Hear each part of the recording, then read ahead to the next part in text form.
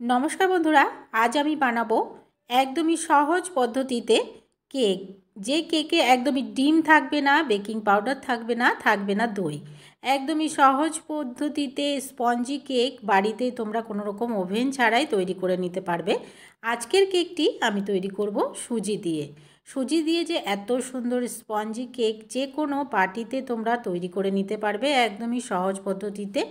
चा बसिए 10 मिनिटेर मध्य এই কেক তোমরা রেডি করে নিতে পারবে। এই কেক রেসিপিটি যদি একবার দেখো তাহলে তোমরাও এইভাবেই তৈরি করে নিতে পারবে, যে কেউ এই কেকটি বানিয়ে নিতে পারবে। আর এই কেকটি হবে একদম স্পঞ্জি, একদম বাজারের কেকের মতো, আর খেতেও হবে দারুণ টেস্টি, অসাধারণ খেতে হবে। তাহলে চলো বন্ধুরা দেখে নিই কীভাবে এই কেক রেসিপিটি আমি তৈরি করছি। এই কেকটি তৈরি করার জন্য প্রথমে আমি এদিকে 2 কাপ সুজি নিয়ে নিয়েছি। এখানে আমি 4 কাপ মেপে সুজি নিলাম। সুজিটাকে একটা মিক্সার জারে নিয়ে একদমই মিহি গুঁড়ো করে নেব,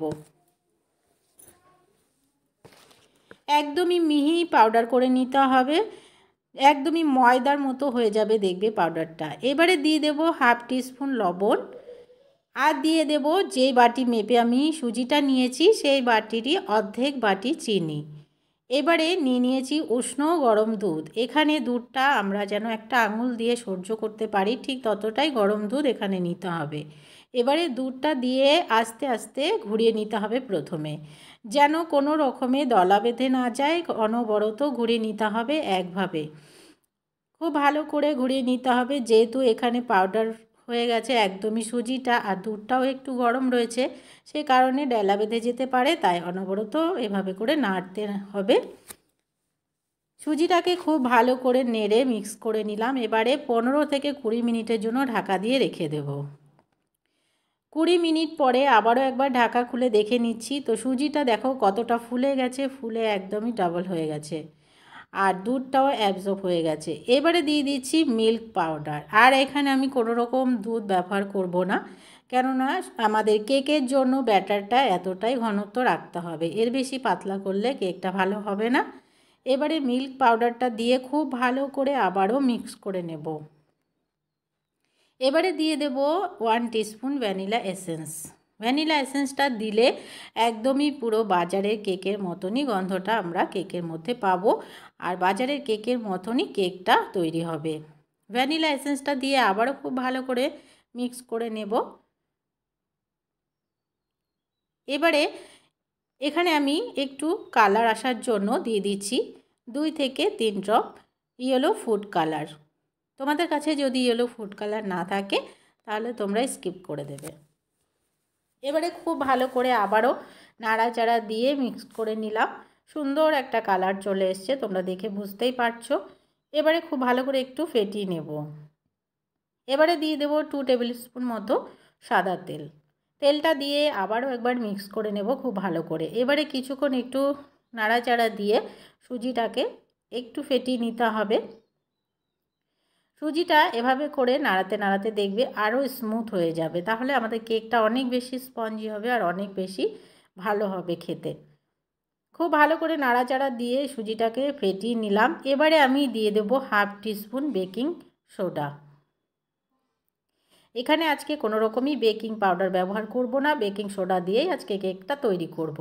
দিয়ে দিচ্ছি হাফেরও হাফ লেবু, একদমই ছোট্ট একটা টুকরো লেবু আমি এখানে দিয়ে দিলাম বেকিং সোডাটাকে অ্যাক্টিভ করার জন্য।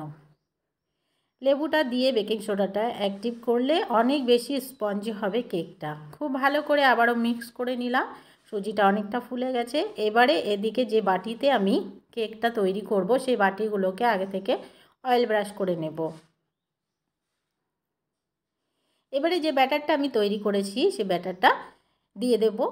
2 চামচ করে ব্যাটারটা দিয়ে দিতে হবে, যেহেতু কেকটা ফুলবে তো একটু করে বাটিটাতে ফাঁকা রেখে দিতে হবে। সমস্ত ব্যাটারটাকে আমি বাটিগুলোতে সাজিয়ে নিলাম।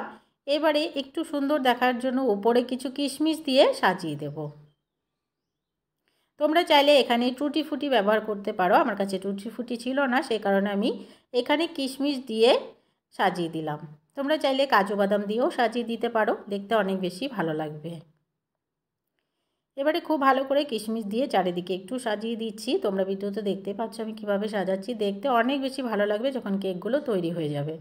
সমস্ত বাটিগুলোকে সাজিয়ে নিলাম কিশমিশ দিয়ে। এবারে এদিকে একটা কড়াইতে জল বসিয়ে দিলাম। জল দিয়ে এবারে বাটিগুলোকে দিয়ে দেব।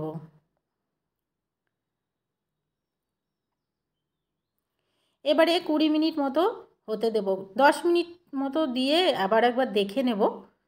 তো বন্ধুরা 10 থেকে 15 মিনিট পরে আমি একটু দেখে নিলাম। তো কেকগুলো একদমই হয়ে গেছে, 15 থেকে 20 মিনিট সময় লাগেনি। তো সমস্ত বাটিগুলো জলের মধ্যে আমার ধরছিল না বলে আমি একটা প্লেটে করে আবার দিয়েছিলাম। এবারে একটা টুথপিকের সাহায্যে দেখে নিচ্ছি। তো দেখো বন্ধুরা একদমই ক্লিন এসছে, কেকগুলো আমাদের একদমই পারফেক্টভাবে তৈরি হয়ে গেছে, হাতেও লেগে যাচ্ছে না। এবারে আমি নামিয়ে ঠান্ডা করে নেব, পুরোপুরি ঠান্ডা করে তবেই ডিমোল্ড করতে হবে। পুরোপুরি ঠান্ডা করে কেকগুলোকে আমি বের করে নিচ্ছি। অনেকের তোমরা প্রশ্ন থাকতে পারে যে প্রথমে একভাবে সাজিয়েছিলাম পরে কিভাবে উল্টে গেল। বন্ধুরা আমার কড়াইটাতে 5টা বাটি একসাথে ধরছিল না বলে আমি একটা প্লেট দিয়ে আবারও করেছি এই কাজটা। তো আমি সেটা তোমাদেরকে ভিডিওতে দেখাতে ভুলে গেছিলাম, ভাবলাম যে এভাবে করে দিই তাহলে একসাথে 5টা বাটি তৈরি হয়ে যাবে, নাহলে আলাদাভাবে আমাকে আবার করতে হতো। তো বন্ধুরা কেকের ব্যাটারটা খারাপ হয়ে যেত, কেকটা ফুলতো না। এবারে দেখতেই পাচ্ছ আমি ডিমোল্ড করে নিয়েছি, কেকটা কত সুন্দরভাবে ফুলে গেছে আর কতটা স্পঞ্জি হয়েছে আমি অবশ্যই তোমাদেরকে ভেঙে দেখিয়ে দেব। কতটা সুন্দর দেখতে হয়েছে, কালার হয়েছে কত সুন্দর, তোমরা দেখে বুঝতেই পারছো। কেকটি মাত্র 15 মিনিটেই তৈরি হয়ে গেছে, বেশি টাইম লাগেনি। 10 থেকে 15 মিনিট পরেই দেখে নেবে। এই সুজির কেকগুলো তৈরি করতে বেশি সময় লাগে না, চা বসিয়েই তৈরি হয়ে যাবে।